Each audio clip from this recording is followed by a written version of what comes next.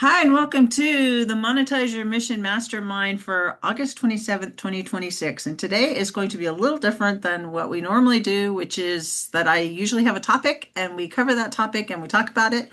But today's guest canceled at the very last minute, so it's totally unprepared. But on the good side, we have Bo, and Bo is getting ready to present something. He did a dry run today with a couple gals from the community, and then he's going to give us a little bit of a teaser about what he's going to be doing tomorrow in a separate episode. Um, and then we'll just chat and we'll talk about what's happening with everybody and what's going on in the world. Okay, Okay. so go ahead, Bo. All right. So the only way to not totally destroy tomorrow's talk with today would be to give you a teaser and then show you. How's that okay? Can I do that? Yeah. Teaser is this. I'm new to manifestation and I'm new to learning the world of self-hypnosis. I'm new to all of that. And because I came from a very religious background, some of it has been harder for me to accept and walk in than others. And because of this, I've had to learn to kind of create my own methodology that I felt comfortable within the constraints of without hurting mom's feelings. And I just learned today, which I'll get to that story in a second. I just learned today that there's a way to live and still be 100% true to myself and still not hurt mom's feelings. So I learned that today, thanks to the ladies that was in the meeting. So not only is this an amazing opportunity to learn how to manifest and a new way for me to learn how to manifest, but it's also a very personal way to manifest. And that's the most important part of it. It's very personal, very tactile, and it will teach you a way to manifest in a way that is so relaxed and natural to you that you can barely resist it. That's the point. You can't resist. And I was trying to cut out the resistance. And I'll tell you why. I'm a teacher, so you're going to hear me say this and that, and then I'll circle back and tell you again, then I'll circle back and tell you another way. I do that all the time. I apologize. So, Don't anyway, apologize. the reason I'm apologizing is because I need you to know up front that I will say things three different ways and it'll be the same thing. So, what happened was I have been taking the Silva Mind Valley courses on manifestation and that sort of thing. They're fantastic. I'm not a paid sponsor or anything. So, but I was learning, and I was embracing it really well. But I got to a point where I was trying to manifest. I kept hitting a brick wall. I kept hitting a brick wall, and the brick wall was my religious training, because when I was younger in my 20s, I was a licensed and ordained minister, and not a lot of people know that. I was a travel itinerant evangelist. I went and blah blah blah.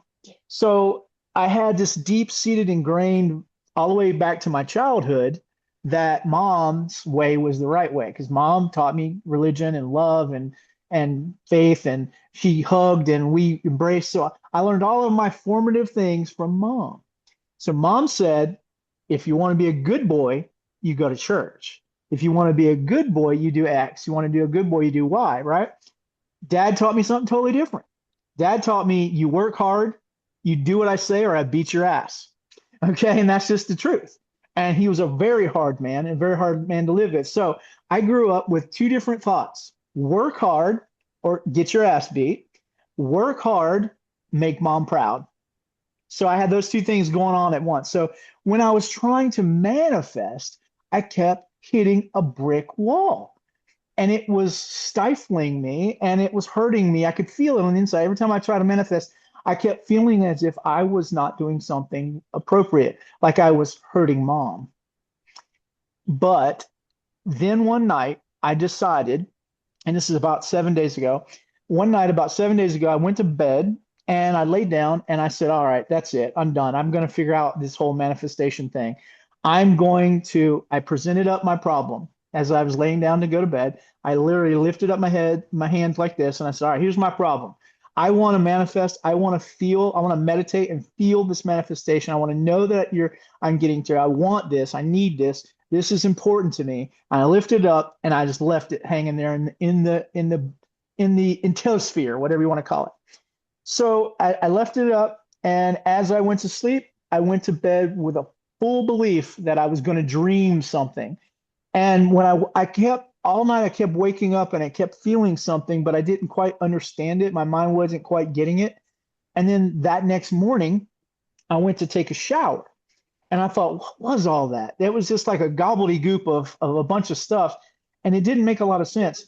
As I was showering, lathered up, had my hair all lathered up. And I think, by the way, this is the third time in my life when I've gotten a haiku in the shower. So this is not unusual for me. So I'm sitting and all of a sudden it's like my mind went, open up, Bo. I'm about to give it to you. Here it is. And it's like it dropped. Boom. And in a minute I was like, oh, and I was stunned because I was like, you've got to be kidding me. It's that simple. And I was like, there's no way. I left out of the shower, got dressed, went in here. I was on my computer. I mean, I'm writing notes. I'm studying. I'm like, that can't be true. And then I said, all right, sit down. And I did a test. I said, I'm testing this right now.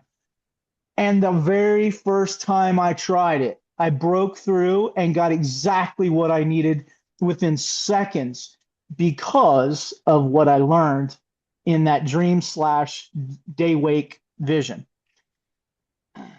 Here's what it is. When we manifest, it is impossible, and I repeat, it is impossible to manifest fully if your identity is not on lock. If you don't know who you are, you're going to hit a brick wall every single time because you have limiting beliefs inside your identity that will stop and plug up the manifestation. And so you hear me say in anything I do, I always use the word identity at least 150 times. The reason being, identity is the core of who we are. And if we don't know who we are, how in the world is who I am going to reach out to the universe and get training or the things I need unless I'm not comfortable in who I am? So what ended up happening, this is the prelim to the prelim to the prelim. So what I learned was we have an entire intelligence.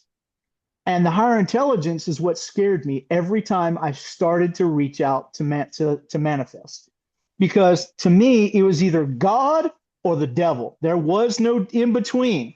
There was no middle ground. There was nothing. It was either 100% godly or 100% evil. And I didn't want anything to do with the evil, right? Keep in mind, if you didn't hear this part, my dad and my mom were kind of representations of that in my mind, by the way, because my mom was the heaven, my dad was definitely the hell. So those two representations were going on in my mind. So how the hell was I ever going to break through and manifest anything when anything I tried to do, bam, I hit the brick wall of religion every single time until that light bulb went off in my head after that nighttime dream and that day vision. This is it.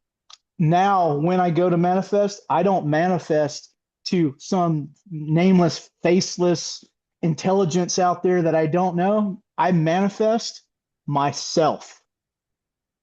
And let me explain that because it's pretty deep. I go 3 days into the future and I talk to myself, who is represented in the future as a higher intelligence because he's 3 days smarter than I am, and he's plugged into things that I haven't seen yet. He knows who I am. I'm comfortable talking to him. Therefore, when I see him, I can ask him any question I need. I can get the help I want. I don't have to talk to a nameless, faceless, entity that, is going to make mom unhappy about. I'm talking to the resident God that is in the universe, and I'm just a piece of part of it. So all I'm doing is reaching out and touching the future self of me. Now, Bo, did you just say you have a conversation with your future self? Like, guess hell I do. Let me explain how powerful that is. My future self is 3 days, if we do 3 days, is 3 days smarter than me. If you do a week, he's a week smarter. 3 years, he's 3 years smarter, which means he's already learned and higher intelligence. So what the universe did was it taught me how to listen to myself in the future and bring back information that's relevant to today, which means now I thought, see, I'm an identity guy. I thought I was learning how to project a new identity into the future that I could hold on to, that I could one day meet up with, and I could be that person, and yay, I became him. No, it's the reverse. He already exists. He's trying to get me to become that person. He's doing the work. I'm just a receiver. And I'm going to use a phrase that's going to blow your mind. I'm a sentient receiver. I have been created to be a knowing, thinking receiver of the future version of myself. And when I manifest and when I meditate, I'm reaching out to the higher plane, and the higher plane, I'm sitting there waiting on me to do it. How cool is that?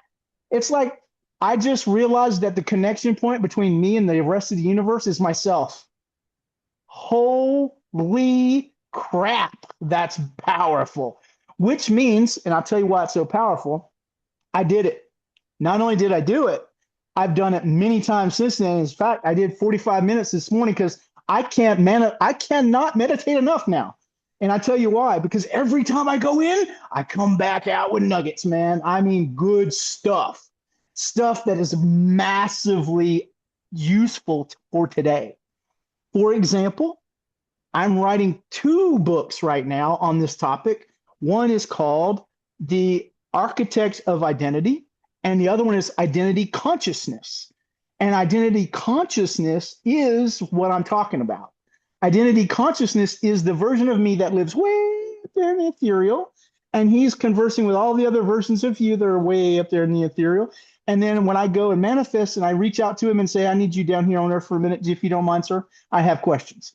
And he starts to teach me and he starts to talk to me. And I go, okay, you can go back. There's a fun way you're gonna learn how to do that tomorrow. But I gotta tell you what happened. If you really want to know how powerful this is, I now have the future on lockdown. Now, I don't have lottery numbers in case you're curious. I don't have Dang. lottery numbers. Damn. I haven't asked yet, but I may. You never know. All right. Here's I'll what test it happened. out for you and I'll do a There sigil. you go. There you go. So here's the cool part.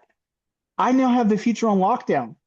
I have left what I'm calling strings attached to the future that serve as conduits now. So when I get ready to commune with my future self, all I got to do is this. Now I do this on purpose because I have a hard time visualizing things unless my eyes are closed. So I go like this, and in seconds I'm connected now. Seconds. I connected to my future self, my higher plane, my higher existence, higher intelligence, whatever you want to call it, and I can pull down information almost anytime I need it now. And it's not some nameless, faceless God or nameless, faceless entity, or it's not a devil. It is not necessarily, I don't want to go there. It could be connected to things that are religious, but it's it's powerful.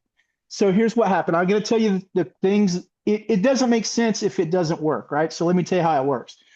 I was trying this, and I'm going to tell you how I had give it all my own names, so I have no idea what they're really supposed to call it. I was in the process of trying to communicate with myself, and I kept hitting a shadowy figure, like there was a smoke between us, and I couldn't get there. And I said, "What is going on?"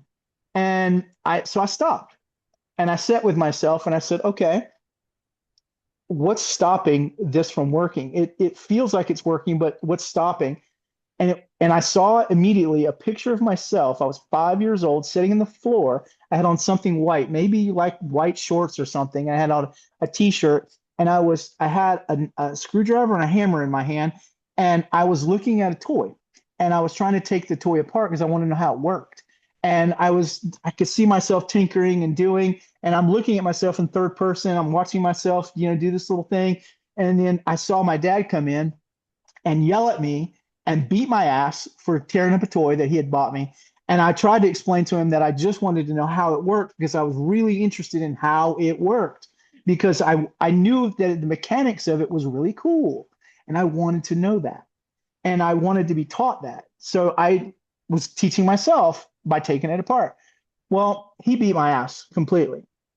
He left the room and left me crying, left me sitting there wondering what the hell had just happened and why I was being punished for being inquisitive. And so I, as an adult, crossed the barrier and went and grabbed myself, gave myself a hug, told myself it's going to be okay. And I explained to my 5-year-old self why he had done what he'd done because he's an adult. He didn't know what your intention was. He didn't realize that you were not trying to break, you were trying to learn. He didn't know that. So I basically took up for him, but comforted that 5-year-old me. So I left the 5-year-old me and came back, future casted back to the present. And so as I'm sitting there and I come back, as soon as I arrive back here, I hear the words, it's going to be okay. And I thought, wait, I just told myself that when I was 5. And my present self said to me, did you? Think about it. Think about the time paradox of what I just created. I told myself in the past it was going to be okay, so that when I returned to the present, it was okay. And when I arrived in this moment again, I was at peace. So I said, okay, let's put it to work. See, then you know what I did? I cast it out again. I future casted this time. Man, this time I went straight through the hall, straight to that future door where I was sitting, opened the door, saw me standing there, and went right up to myself and started just having the most beautiful communion I'd ever had with myself, future version of me. And from there, I can tell you 100 things. But what I've learned now is you can backcast and repair. You can future cast and talk to yourself. You are connected to the higher plane. You are connected to the intelligence, and you are a bearer of intelligence. And you can ask yourself in the future relevant, real questions. Are you ready for this? I knew that today was going to be amazing because 3 days ago, when I future casted to today, I asked, what can I expect on Thursday when I do this? And my future self said something amazing is going to happen. And I was like, okay. So it wasn't specific. It said, but you'll know. And it happened exactly like that. I was with Karen and Yala, I say her name wrong every time. And they had me in tears at one point. It was supposed to be my training, and they had me in tears. The reason being, they had interpretations for me for all of these things that I've been seeing and feeling. So what if I learned from all of this? I've learned a program. See, I haven't told you what it is yet. it's called it's called identity sensory projection. And the sensory part is the most important part of it. When you project, you attach sensory, tactile, taste, see, hear, smell. You attach that to the projection so that when you leave the projection, it comes with you like a tether. And it's the tether that holds the future knowledge and the present day. It keeps that conduit open for you so that you don't have to stop, close your eyes, and manifest. You could just take a quick second and go, okay. And you can, quick question, quick answer. You can do that. So it's called ISP. It's called Identity Sensory Projection. And the purpose is to use your own higher intelligence as your source. And I'll leave it at that. This is so fascinating, Bo, that the chat's just like blowing up over here about how all of this is like kind of blowing our mind. You always come and blow our minds. But I I feel like this is the beginning of something big. Like, you know, at some point, Joe Dispenza had an aha moment and he shared it with a small group of people. And then look where he is today. I feel like we are getting, and I'm getting goosebumps just telling you this. I feel like we are getting to witness the beginning of a movement that you have been given. I don't know how else to I put was it. thinking exactly the same when you were talking. I was like, this, I mean, I don't know if you know what I write about, but I was laughing because I've literally just renamed my Substack The Good Girl's Guide to Manifestation. And I help good girls, those women that were people pleasing, People over in the same explaining. situation you're in, Bo. Yeah. With all those beliefs to manifest. And I was just thinking that not handing the power to someone else. I love that. You're having that conversation with yourself. And I think women, like, the women that I work with have spent their whole life giving away power to their parents or their partner or whatever. And I just love the thought of empowering them and saying like you can do this yourself. And when you were talking, I was like, this needs to be everywhere. Love it. Well done. Can I ask a question of Jill? Jill, can I'm not gonna even apologize. I'm just gonna ask. I want to demo it. I want to show you. Okay. I want to demo. Can I demo, ladies? Is it okay? Because Everybody else needs to give their permission too, but I'm good yeah. with it. Yeah. Does anybody mind? It'll take about 10 minutes. 15 if I'm long-winded, which I am. So All good. is that okay? Mm. Okay, well, first of all, this is unplanned and unscripted, so I have no idea. But if you want to do this with me, if you can close your eyes and do your own. Right. I can teach you tomorrow about how to create the room and what the significance of the room and the doors and everything are. I've been told by uh, Ayala that I'm close. So I'm using the wrong. She says I'm using the wrong terminology, but I'm right. I'm spot on in what I'm doing. So I might not use the right words. I apologize for that. So They'll come. They'll come. I'm just gonna start. Okay. So what I do is I begin with a countdown. In this case, because I'm a little keyed up, I'm gonna go from 5 instead of 3, and I'm gonna talk you through it as I do it. Okay, if that's okay. 5, 4, 3, 2, there it is. 1. Okay, I'm at level. And at level for me means I have now connected with my alpha state. I am now going to enter into the hall.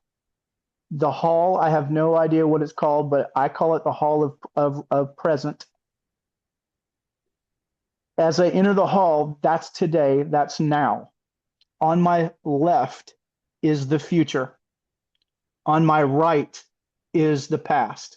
There are doors that line the hall.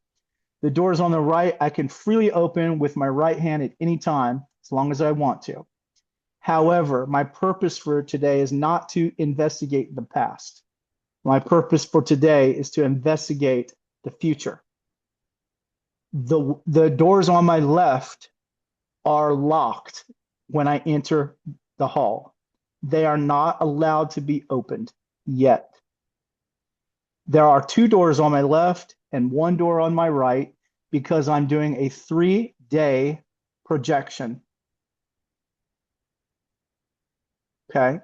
I had to check in to make sure that was what I just said was right. Yes, it's right. 3 doors, 3 days.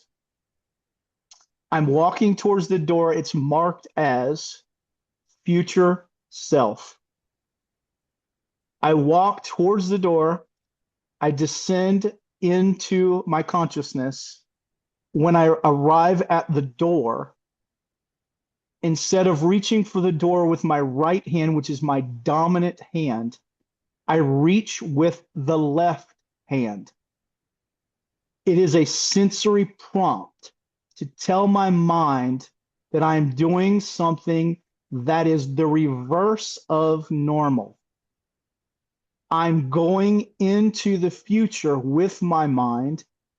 I'm relenting my norm by reaching for the door and opening the door. I enter the room and I'm standing there in the room. It's the same room I'm in now. It's the exact same room that I'm speaking to you in. I'm looking at myself. I'm standing there. I do not have a hat on. My hair is combed normally. I am going to describe what I see in the room. It is the normal room. It is exactly the same room I'm in now. I am not seated in the room. I'm standing. There is a glass of water on the table. The glass of water is significant. I can drink of this water right now if I wish. And I already know that when I drink it, it will be filling. It will taste clear. It will taste filling. I can lick my lips and taste the salt on my lip. I walk over to myself and I observe myself. I can see my eyes. I'm smiling. I'm wearing a light blue shirt and a dark pair of pants. And I'm standing there with my hands like this, out, open and in front of me. I walk towards myself and I embrace myself with a hug. And as I embrace, I say these words: open, receive, and I love you. As I embrace myself, I feel transmission happening. I can feel a download actually happening as I embrace. When I embrace, I feel a transfer of knowledge. I did not bring into the room the question, so I'm going to ask it now before. Wait, I can't. Hold on. That's even better. So I was about to ask a question. Instead, I got to make a statement. My future self said to me, some parts of this are not absolute. Some parts of this are absolute. The parts that are absolute are the sensory parts. The questions, irrelevant. It's up to you. The sensory part, important. The embrace, important. The I love you, important. The sense of smell. I can smell my cologne. The sense of taste for the water that I reference.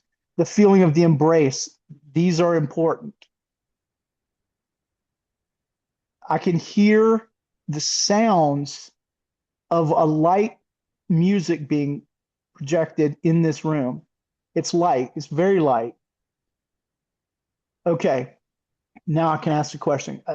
Apparently, future self for me wanted you guys to know that the sensory part was the most important part. The questions are the easy part. So I'm going to ask a question. What does all of this mean to me now, today? I already got the answer. Training. I told myself that this is a training module. I'm learning, I'm training, and I'm using my knowledge that I can pull down from the higher intelligence through my own persona to help heal me now and project me to the future.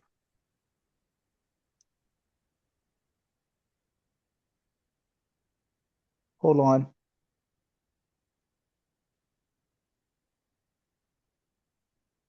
Is there any someone said, is there any question that you shouldn't ask? The only questions that I've ever been told that I can't ask right now are questions that would unduly influence my direction beyond 3 days. So I cannot ask a question right this second that changes my life beyond 3 days. This is designed this way as a training module so that I can commune and receive without harming myself, without harming anyone. So this is a learning experience both for me and for you. And the only question that's out of bounds is anything that exceeds 3 days. I didn't anticipate saying that. That came from me. Okay.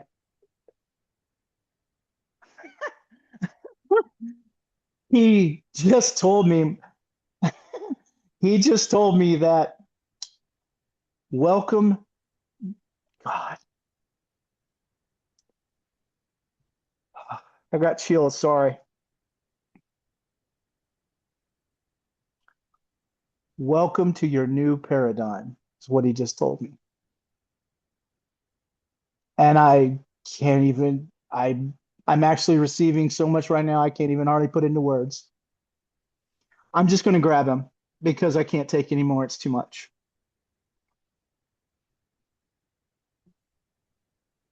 Okay. I love you. This is important. I'll see you in 3 days. I'm going to not turn my back on him. I'm going to back out of the room. I've never done this before. I'm going to back out of the room, taking 3 steps back. And then I'm just going to turn around then. I turn around and I face the hallway in the opposite direction this time. The future is on my right, 2 doors. The past is on my left, 1 door. The doors on the right are now open. I can open these doors and look in, but I am not allowed to enter. When I open a door, wow, okay. So I opened a door and I saw, what is, I saw, the only thing that just makes sense in my mind is I saw pages, lots of them, lots of pages, lots and lots of pages, like a book that's huge, lots and lots of pages. And they were flipping really fast. Thank you. Now I know what it is. Thank you. Um, I was seeing the knowledge that had just been imparted to me just seconds ago that I told you was a volume that I couldn't quite understand.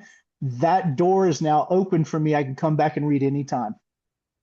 Wow, I just got chills. The next door to my right, I've just been instructed that I'm not ready for it yet. It's locked. I go to the door that I came through. It's marked present day. I reach important with my non-dominant hand. I open the door. I walk through. 5, 4, 3, 2, 1. Okay. You just saw it from start to finish. It is amazingly powerful what I just saw. When I said that I felt something that was way bigger than me, that I couldn't take it all at once, I had no idea what it was because it was so vast. It felt like, I'll tell you what it felt like. It felt like someone just handed me the entire set of Encyclopedia Britannica and said, hold this.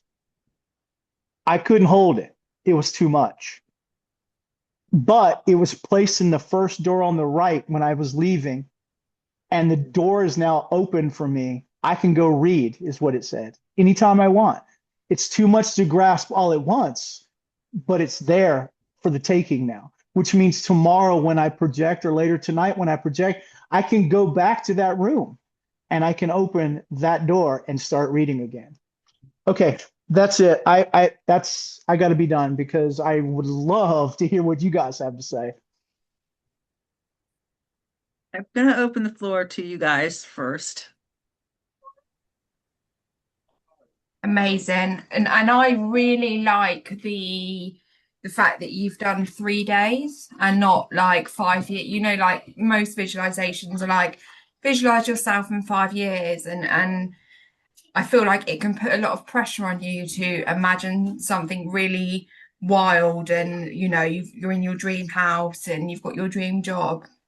But I really like the idea of just those. What have what have you learned in those 3 days and bringing that back? Yeah, so good.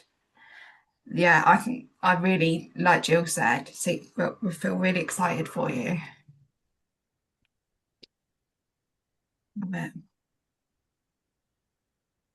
Love Tracy, Ayara?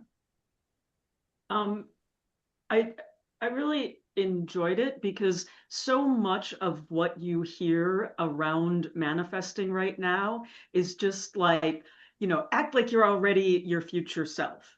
And this was different in a way that there was an actual process to follow and and there was a goal that had a time limit to it. And so for me, it was really powerful. I actually cried a little because I got a very specific answer on what would happen by Sunday. And so it was just like, it was nice to have some direction as opposed to these like vague claims. And then when nothing happens, it's like, oh, well, you didn't do it right. Right. And that's so much of what I'm hearing of people who are like talking about manifesting, and they like throw in quantum physics because it sounds like smart and sciency, right? But this was something real that I could do, and I got a real message. So Wow. Soph is asking if you have NLP training. Master NLP trainer, yeah. Thought so. Yeah, before I even became a coach, I took about 8 or 9 maybe certifications in everything from EFT to CBT, mindfulness, positive psychology, neuroscience, NLP, basic, advanced, and master. Yeah, so I did. I really spent the first year as a coach coaching myself. So yes. Deb, Ayara, thoughts? Had my say already. Yeah, you are one of the two. She has had her say. She made me cry. Yeah, I'm really glad I got the opportunity to experience this. Um, and I there's a lot of things running around there. Well, listen, I will start what I said earlier. I am novice. I'm learning to do this. This was imparted to me for me, but then I saw how big it was and how amazing it was. I know that this could be the way to bring manifestation and future identity work to the masses because this is not a nameless, faceless entity that it's you. Um,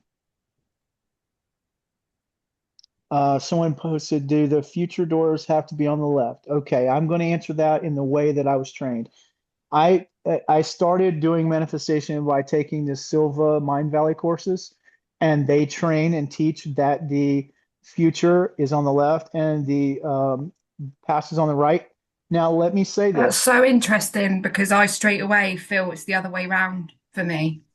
I'm glad you said that. I'm really glad you said that because I have had to force that feeling because for me it was like you said, I'm right-handed, so it was past, present, and future for me always until I took that course. So I'm trying to, I guess you could say, follow that training, and it has felt a little bit weird because it felt a little forced. Yeah, I wondered if there was any significance in it, because obviously where it feels so natural. You know, like when you're doing the timeline and you're asking someone where does their mm, timeline start and does it go through them and stuff, and I don't think I've ever even really heard anyone say that their path is on the left. So there must be something in it why they've done it that way round. But I wonder if it's to disconnect you from what feels comfortable, because yeah, exactly. in the discomfort, it does something to our brain. It kind of breaks our brain a little bit, and it takes our mind away from being able to control things because it's not the way it expects it to be. that's I don't really know. I'm just interesting throwing it because I out was there. having to concentrate harder to visualize the doors on the left. So I Mhm. wonder if it's almost a type of keeping you, you know, in it. So your thoughts aren't wandering. So you're concentrating on keeping your doors there because it is harder. I don't know, but Well, I Jill, don't. would you mind letting me share a screenshot? I'll show you something. You can go ahead. Okay. No, go ahead, Tracy. I'm still listening. I just want to grab. I was I got gonna to. say, like, if you think about it through a neuroplasticity lens Mhm. of, like the comfortable patterns for you, the comfortable thoughts, the comfortable behaviors are what got you here. And you're specifically saying, I want something to change, right? You're manifesting something. Yes. And so not going down those familiar paths is probably a most effective way to start building the pathways that will get you to this new, different future. wow, yes, love that. Okay. Can you guys? That gels really well, Tracy, with what I was referring to earlier. When you go to open the door, you open with your non-dominant hand. I made remember I stressed that. That Mm. was stressed to me that you open it with your non-dominant because you activate when you do that. You're saying this is not normal. I'm opening up and I'm looking in reverse. So I would normally open with my right hand and then walk in, but I was instructed specifically to use my left. So maybe it's the non-dominant, which maybe for you, if you're right-handed, I'm right-handed. So maybe the future has to be on my left. If you're left-handed, maybe the future has to be on your right. Check with your own self on that one. But this, if you look at this, this is what I used for the course that when I was speaking to the girls in the class. If you look, you see how it's set up: two on the left, one on the right, future self, and then there's the image. If you read, you can screenshot this all you want. I'll send it to you though, but please, this is free. I'm not, yeah, this is for anybody who wants it. Copy it, use it, read it. But if you notice it, this is the connection. You set your intention. In other words, before you go into the hallway, you should probably have a name. Excuse me, have a question ready or a set of questions. In this case, I didn't, which I actually got a lot from it. Even so, then when you return, the return is also equally as important because when you return around and you come back, you need to realize that you're flipping your orientation now. Whatever, if for you your future was on your right, it's now on your left, and you have to keep that orientation. That's very important. That was the stress for me. Was there's something about the orientation and something about the sensory that basically what I'm hearing is that the orientation and sensory part of this is the most important part because the talking to yourself and they're getting the information is the easy part. It's forcing your brain to train to do these things that maybe that's where the sensory and the opposite non-dominant comes in. Feel free to capture that. I can send it to you in email if you wish. I don't have a problem with that. But that's what I'm working with, what you're seeing. I created Amazing. this or I had ChatGPT create this. I fed all of it into ChatGPT and it spit this out for me. Any questions? Tracy, do you have anything else? Or I feel like I might have cut you off. No, no, I, Okay, I would like to share for just a second. please. This really came into my periphery this morning, and I had it started with Soph, who sent an email out to her Substack community about this 3-day manifestation challenge. And we'd been talking about that in a different conversation about doing something small so people could get a taste of what is manifesting is all about. And so there was that. And Lydia had was going to come and share with us, and she was going to share last week, and she couldn't make it. But she'd given me enough time that I could, plan something. Today it was like I had 30 minutes. And you had been talking to people in the community about doing this presentation. It was like, that's so fascinating, but I really had no idea what you were talking about. And it was just like, and then Deb asked, she was really bummed because she's not going to be able to come tomorrow. She has a call tomorrow at that time. And so it was like, oh, I could just ask him to come and do it now. It's just Yeah. like how all of this comes together. So I asked my future self what that was all about while I was in the room. And she said, it was just, you were supposed to open this door for Bo because this is what he's supposed to be doing. So I Wow. just Love love how that. all of this just like comes together. It's so yummy Wow. to me. Wow. Well, let me say I'm how humbled I am because I'm just a dude from Ohio, and I I don't do anything halfway. I'm We've either noticed all that. in. What's that? I said, well, we can see that just from this. It's incredible.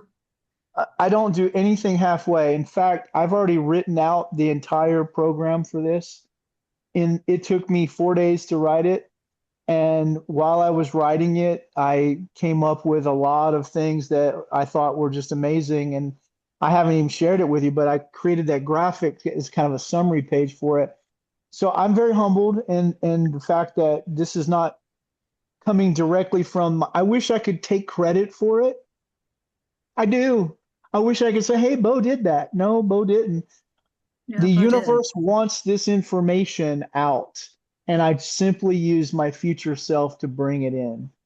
And remember that dream that I had that night when I asked, I was desperate. I was like, I want to confess something that I haven't talked about in public. I've had a very hard time getting coaching clients. Very hard. I don't talk about it because then it makes you look weak. And I don't talk about it because then it makes you look like you're desperate because I'm definitely not desperate. I didn't want coaching clients because I needed money. I wanted coaching clients because I wanted to change lives. I wanted coaching clients because I wanted to make a difference. I wanted to be able to open up my heart and just spill it out every day. Because sometimes I sit here and I go, I got nobody to tell this amazing thing I just picked up on when I was, praying or whatever. I have nobody to tell. So my coaching business has been really small, but my writing, I could write a book in 3 or 4 or 5 weeks if I really tried hard.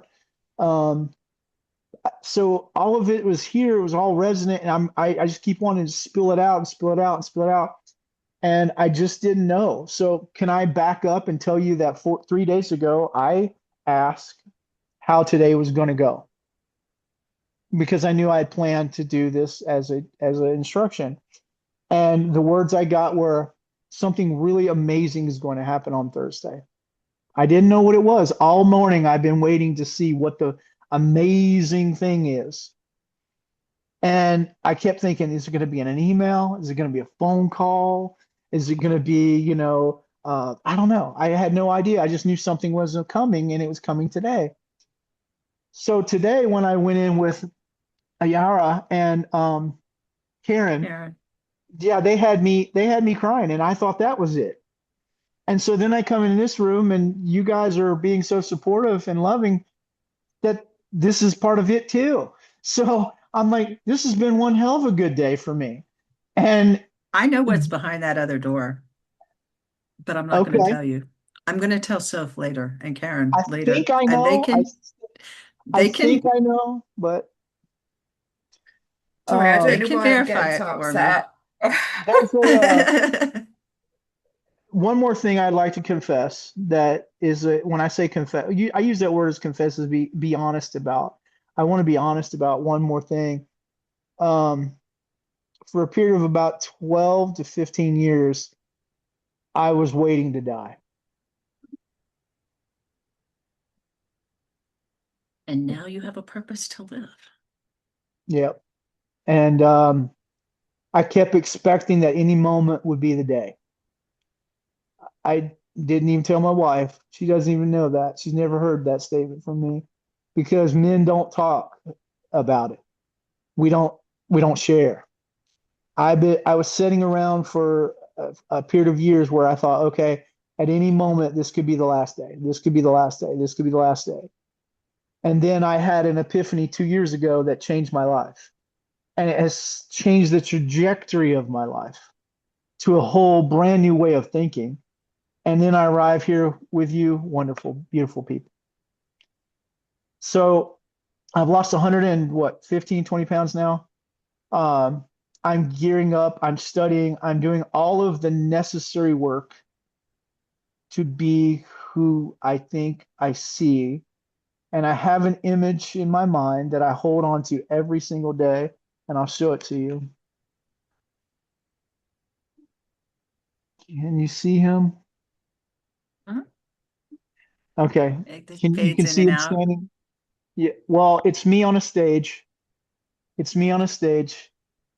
I'm 240 pounds, which is about 100 pounds away. Hold on, I got one more thing I got to show you. I got it right here. I got this in my pocket. This is important.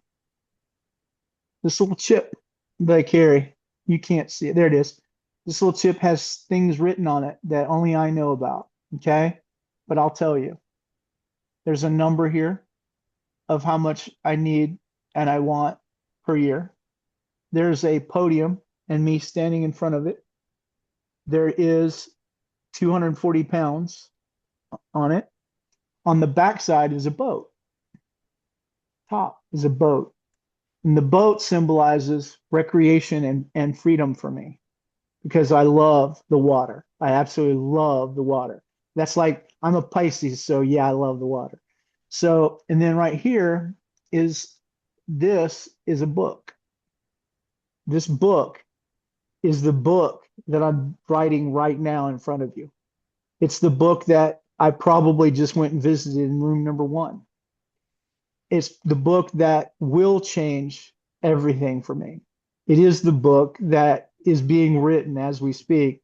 And I put a $ beside it because that was my symbol to tell me best selling. So And let's Jill, recap. what do we call that? What do we call those on that chip? It's a signal, not sigil. Sigils. Struggling with that word. It's a You weird have word. your little talisman, It is and my it's a talisman. sigil. It's in my pocket. I rub it Covered, sometimes. Yeah. covered with And sigils. the best part of it is it's based in doable reality. It's not based in things that are what's the word I'm looking for? I'm let me put it like this. I would never sit around and pray for $10 million. I would never sit around and try to manifest $10 million. You want to know why? Because I would like to manage my life based on what I have and what I feel like I need. And I don't see the need for me to have $10 million. So why would I ask for it? Now, if 3 years from now, 5 years from now, 10 years from now, that need manifests, I will be back in the room visiting and saying, need some bucks. You know what I'm saying? But that's not my goal. My goal is to share the message. The thing is, when you need stuff, it shows up, especially Right. if you're moving forward. It's this whole experience from the time I first met you, which is like maybe a month ago, to today. It's like I've just watched this big arc. And it was just maybe last week you were talking about you nobody was paying attention to you. Yeah, I And remember that. I said, yeah, we are, but nobody knows you exist yet. I think that was probably the exact words I used. But this is this is the thing, Bo. This is I'm old enough. I remember when Tony Robbins first got started. You guys all know who Tony Robbins is? I Mhm. was in a room with him when there were only 50 other people in the room. That's Wow. how new he was back in the 80s. I lived in San Diego. He lived in La Jolla and he was just getting started. And he was writing that book, Awaken Your Giant, The Giant Within. Um, and everybody knows that book now, but nobody knew that book then. And I knew somebody who worked for the law firm that was involved in putting that book together. And we went into that room and he talked about Mother Teresa, because he's borrowing authority, and a guy named Captain Steve Coffey. Captain Steve Coffey was a prisoner of war back during Vietnam, Hmm. and he is really good about persevering through trauma and persevering through really hard conditions. And he talks about the language that they had for tapping, so they could talk to each other without the guards knowing what they were talking about. He was a prisoner of war for 7 years, and he was my neighbor. I mean, literally my neighbor, like right across the street, my neighbor. And he and my dad were associates. They worked, he was in the Navy, and so they did Navy stuff. But he had three sons, and we used to run around with his sons, my sisters and I. So when he started talking about this person that I was intimately familiar with, it's like, dude. That's But funny. that's just to say that he started out from very humble beginnings, and look where he is now. And he Right. just has a message. I don't, I think he probably kind of got a download as well. I think that's part of his story, is that he just was like at wit's end and he didn't know what he was going to do. And he got this epiphany about how he could share how people could change from within going out.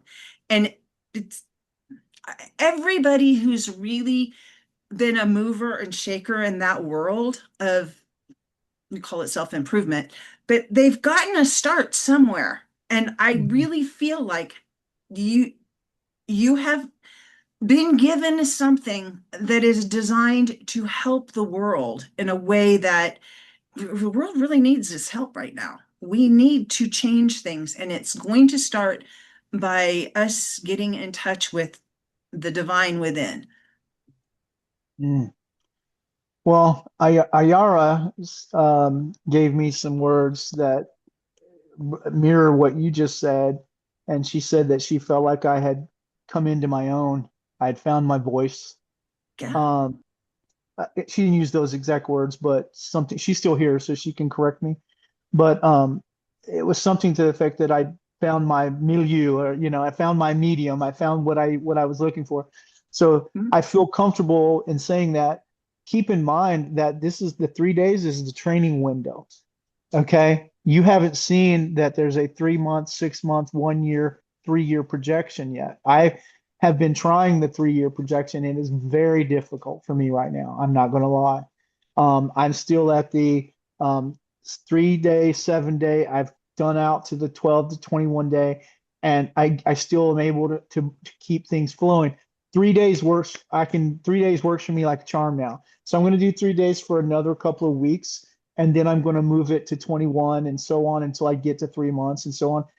Keeping in mind that the types of information that you're going to get from that new future self is going to be so much grander. And I have images that I created where the hallway only had this one only had 3 doors.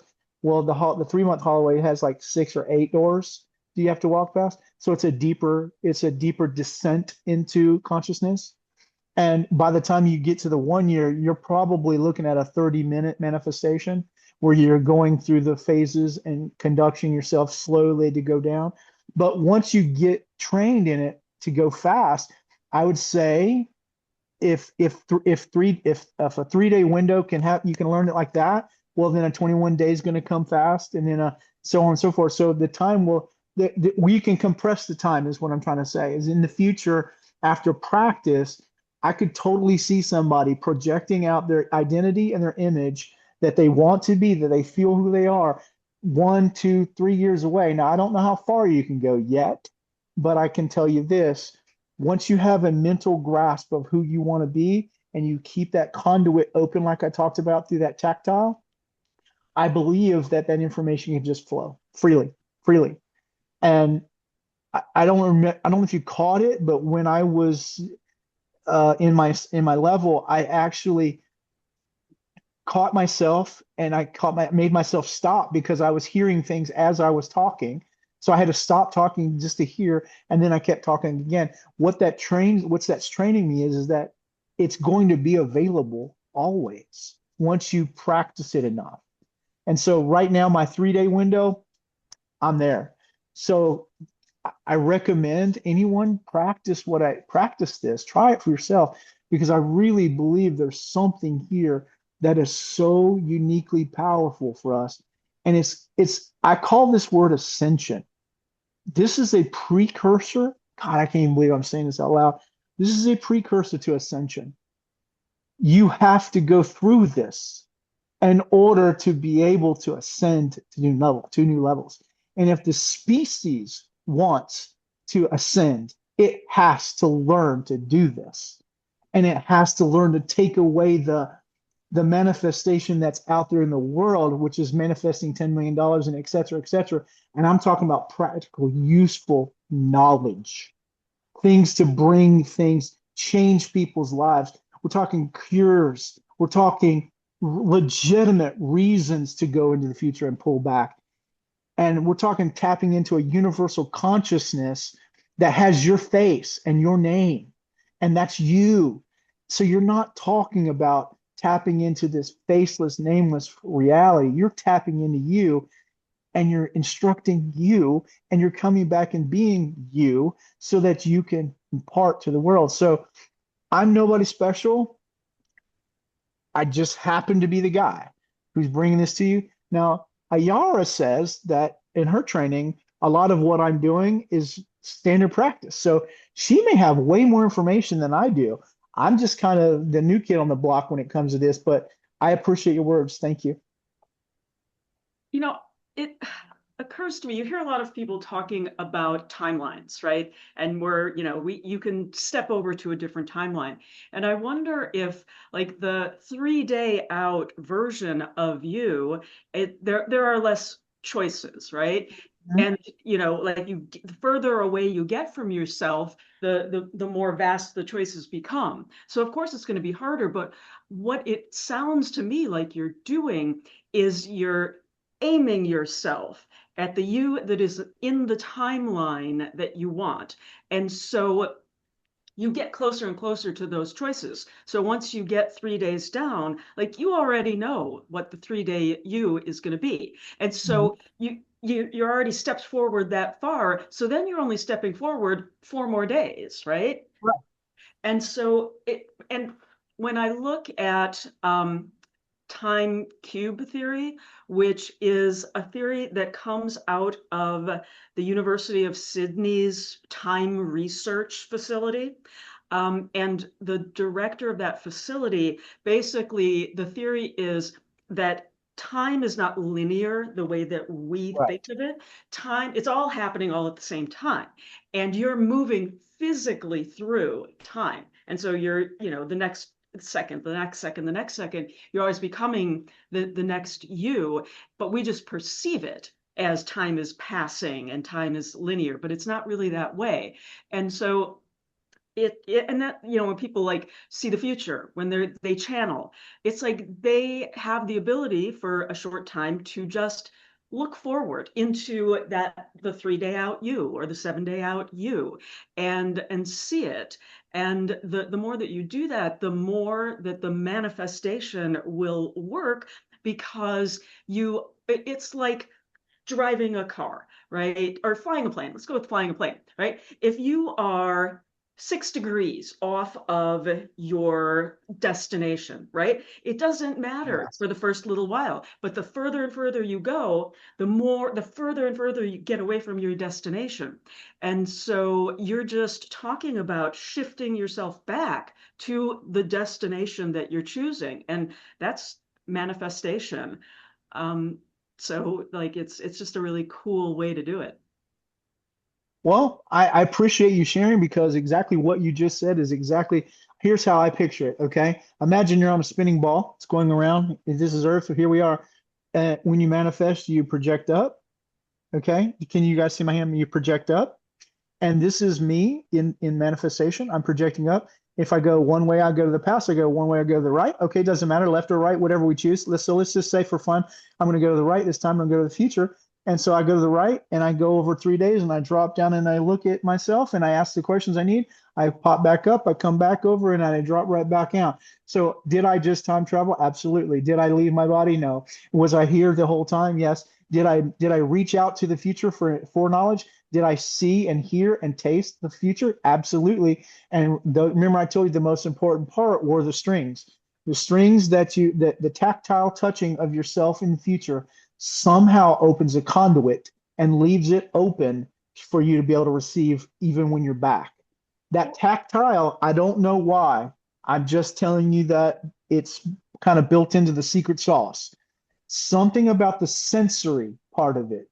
That's the stress that I kept getting. It leaves an indelible mark on your psyche. When you come back, you remember who you were. Remember when I closed out, I said, see you in 3 days because I'm connected to you now and I'm going to see you in 3 days. You and I are now in total communion. It brings up two really strong things. And the first thing I want to say is sort of that projecting upward is if you look at mysticism and mystical traditions, that is so present in so many, you look at the Kabbalah and you have the tree of life. And when you ascend the tree of life, you're going astrally into other, states of being. And so that, going up and coming down makes perfect sense because people have been talking about it forever. And people have been doing it forever. And I know a couple of really good books by an author. His name is Chris Allen. And one is called Upper World, one is called Underworld, and one is called Otherworld. And he gives techniques on how to do this, on how to move up to, the plane of the spirits and the plane of the gods and the plane beyond that. So I think that it makes so much sense that you would do it that way because it's a time-honored tradition from many, many cultures. And now I completely forgot the second thing I was going to say. Tracy, the way you present it in such a user-friendly, what was it, 20-30 minutes? And we all got it. It's like, yeah, I could be doing this later today. Trust me. right. And I don't know about you guys, but I have plans. Well, I told you, did you hear me say that I meditated this morning for 45 minutes? I Yeah. can't stop meditating now because every time I meditate, I get stuff that's good stuff. And I recognize good stuff, right? So I'm sitting here and all of a sudden I get up and I was so groggy from it because I'd been under for so long. And I was like, fingers, bam, start typing, keep notes. That was it. I should have said that. I didn't say it earlier and I didn't say it today or just now. You should, that was another requirement. I apologize. You should have had a little notebook and something to write with because what you're going to get is useful for the next 3 days. Okay, absolutely going to be useful. Now, I do give you the caveat because we're all human. We could hear something and our interpretation be wrong. So we could, I preface it by building in a guardrail that says, don't do anything crazy from what you've received, but as you develop the technique, you can begin to trust it more and more. So if you hear today, you should go quit your job, you might want to go back and check in again. You might want to go check one more time, but it may very well be that it's time for you to quit your job. So what I'm saying is that don't take anything that I've said or done as 100% gospel. When you go to do it yourself, when you go to manifest for yourself, you may, I think, was it Soph that said left or right? Does it matter? Test it, please. I would love to hear from you how it left or right. And personally, it's kind of awkward for me to go left to right like that. So I've had to train myself, but I also noticed, I did do some research in the neuroscience of it. that, and I actually Googled it. If you use your left hand, this is what I Googled. If you use your left hand when you're right hand dominant, does it train or does it help your from a neuroplasticity? Absolutely, it does. So absolutely, it does help train it. So maybe there is something in it about the crossover from the left to the right that is important. So don't discount it just yet. Try it both ways and see which one you get the best results from. I'm obviously going to be developing this even more, but I don't know how much more I can put into it to be honest, because it's like the Encyclopedia Britannica all at once. And then it took me days to write it all out. And I'm still learning to practice it. But now 3 days is so fun, so fun. No, One I was thing, just, oh, sorry. no, so No, I'm a run-on talker, so you have to shut me up.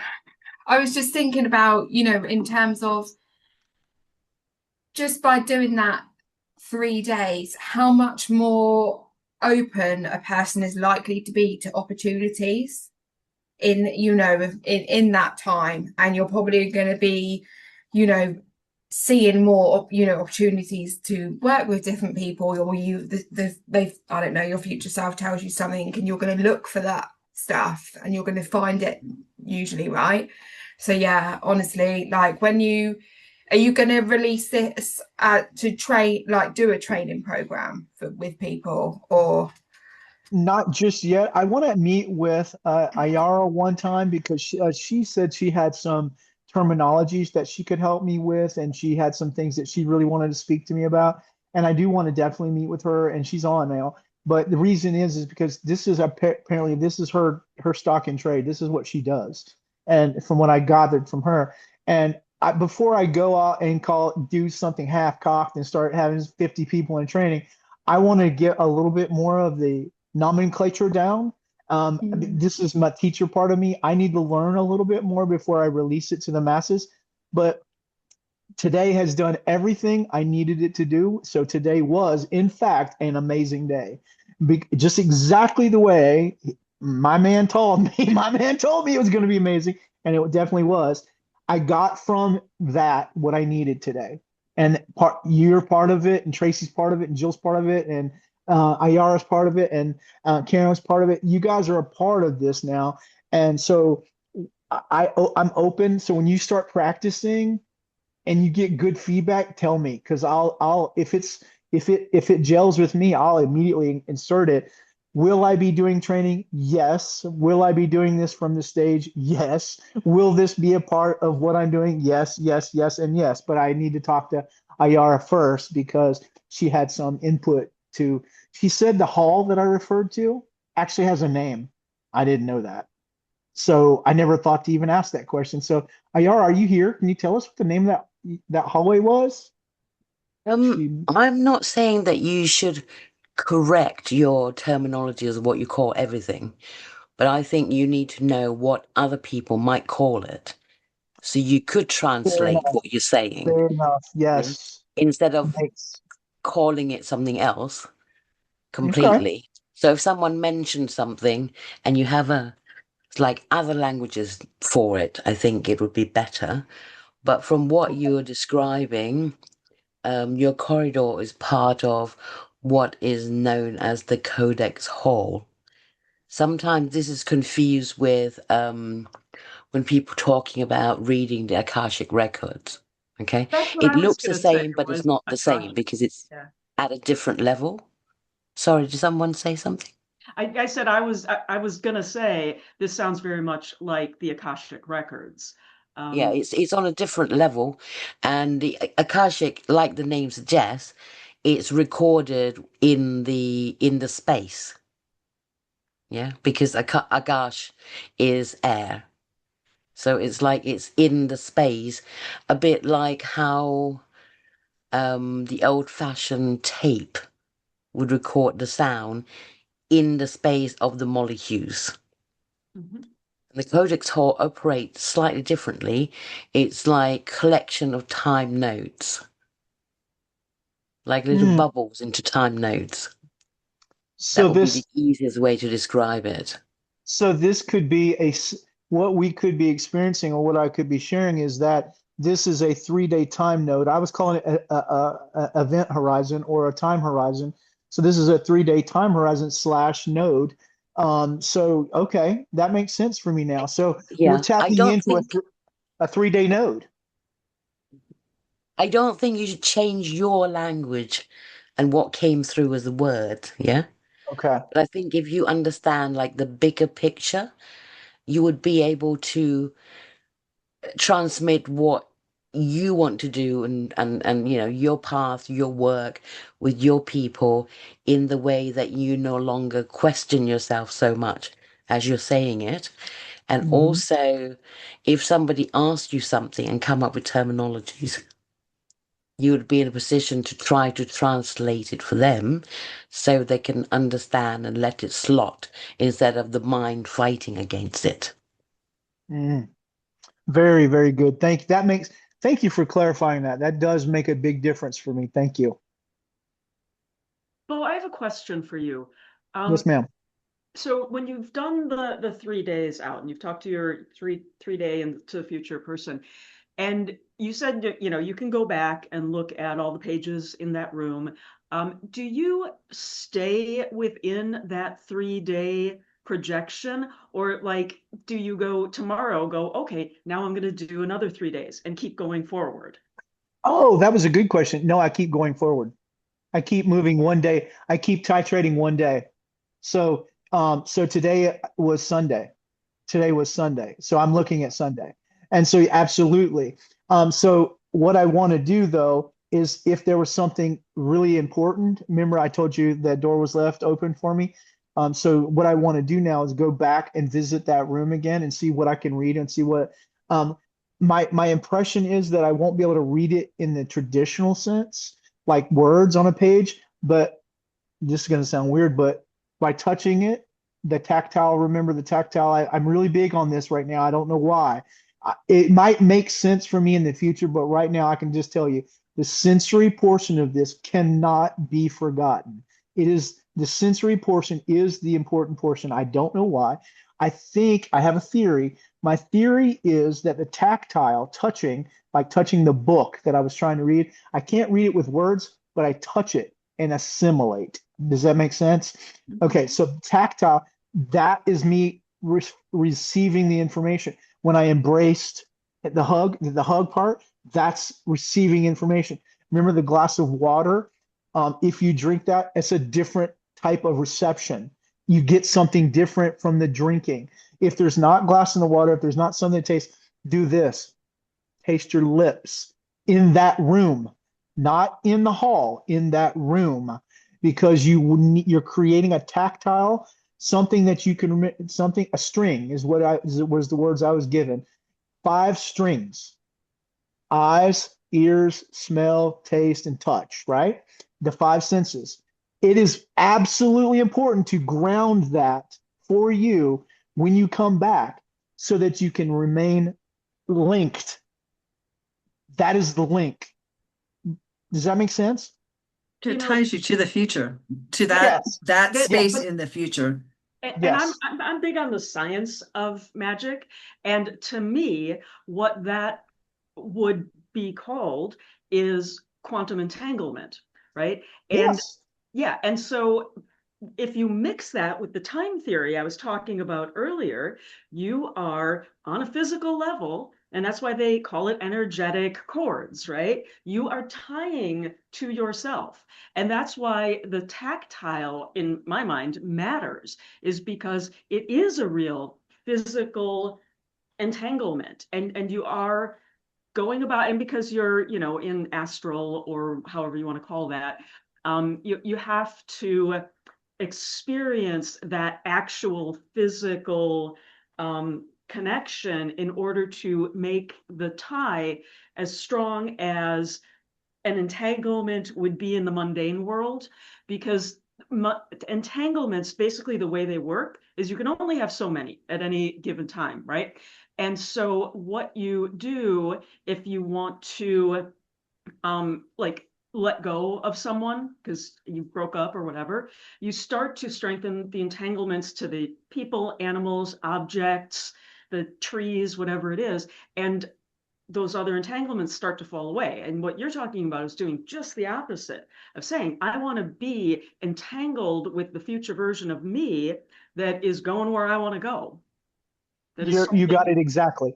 yeah. Let me explain it. I didn't use any of the neuroscience or quantum language because I didn't want to cause confusion. But yes, string theory talks about how two things can be separated but connected with an unseen force. So what I'm suggesting is that when you're in that room and you've manifested yourself, you projected yourself, because the entire phrase is identity, sensory, projection. I'm projecting my identity to the future, and I'm claiming that as my future, and I'm recognizing that person as me in the future. But in order to come back, that's the back cast part. There's a future cast and there's a back cast. The back cast, in order for it to be real and to make relevance today, it can't be just the information that you got from there, because the information is useful, but maintaining that conduit through those strings allows you to jump back quickly. And if you needed to go back and do another reference or to talk to that as a reference. So it really is going to matter when you move the event horizon. 3 days, nothing. 7 days, nothing. 21, probably nothing. When we start talking 3 months, 6 months, a year, 2 years, those strings are going to be the only thing that connects you to it and keeps you connected, so that my present self and my future, I'm kind of doing it, I'm kind of talking to myself at the same time, so that my present self and my future self are represented. My future self is represented in the present, and my present is represented in my future. And I've now linked the two. Therefore, there's no probability that I'm going to get off that track. You were talking about 2% here, 3 getting off track. There is no getting off track, because I'm now connected to that point in time. And not only can I project who I want to be, it can project back. This is the beautiful part. It can project back to me and tell me where the things that I'm asking for are not necessary or unnecessary or not needed or whatever. For example, does the future write the code, or does the past write the code? In this case, I'm telling you, and I'll just go ahead and say it. The future version of you knows more than you do. So therefore, accepting what they have to say connects you to the person that you are destined to evolve to become, not just the limited version of what your mind can create. Oh, I want to be a millionaire. I want to live on an island. I want to do this. Man, that sounds great. But your identity is over going, excuse me, we got a problem here. Closer do you get to true identity, there's not millions of dollars attached to the request. And I cannot stress this enough. The closer you get to becoming walking in your true identity and projecting into your true future, you're only going to be able to get and receive what your soul and what your reality needs. $10 million is just, I use it Doesn't as exist. Yeah, well, yeah, I use it as an example to what not to do. Like, if you start asking your future self for lottery numbers, my feeling is you're going to get rejected. The reason being, you're not ready for that yet, because it may not be your path to be a 10 millionaire. It may not be your path to have the things you're asking for. The universe is not going to give you things that's going to hurt you. A classic example, would we give a baby a steak knife? No. We have to learn to be able to use this. Now, how do we correlate that with people that are out there manifesting $10 million businesses? Well, they're doing it. I can't read their mail. Can you? I don't know who they are. I don't know how they got to where they are. I don't know what steps they had to go through, and all of the learnings and teachings and how many times they had to fail. So I'm not putting down the money. What I'm saying is manifestation is not about money. It's about becoming who you are in your core self and becoming your best version of yourself. That's what manifestation really is. And maybe the purpose of all this is to bring it back to that point. So, Bo, I'm gonna thank you so very much for stepping in and sharing this with us. This has been incredible, and I really feel honored that you shared it here first. Right? I've shared it twice today. It's been a good day. Yeah. Um, Can I ask, what time is tomorrow's session? 2 Eastern. Okay. Yeah, and now that you guys are ready, we might just jump in, and depending on how many people is there, we might have a really good day. yeah, I'm really looking forward to it.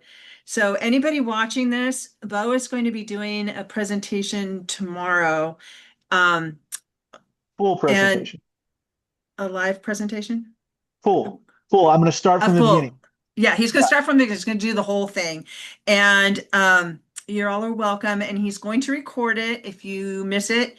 And we're going to be having a conversation about collecting payment for his sharing at some point. Yes, we are. At some point, you and I are going to have a conversation about how to like accept remuneration for the information you're sharing, because Okay. that's part of how energy works. So, but tomorrow's free, and Yes. this will be free because it will exist on my YouTube channel and in our community. So just again, thank you so much, Bo, for sharing, and come join our community. The coaches, client acquisition for coaches. Man, I just really wanted to say the U World Order. It's the name that I love, but again, nobody knows what it means. So it means this. This is what it means.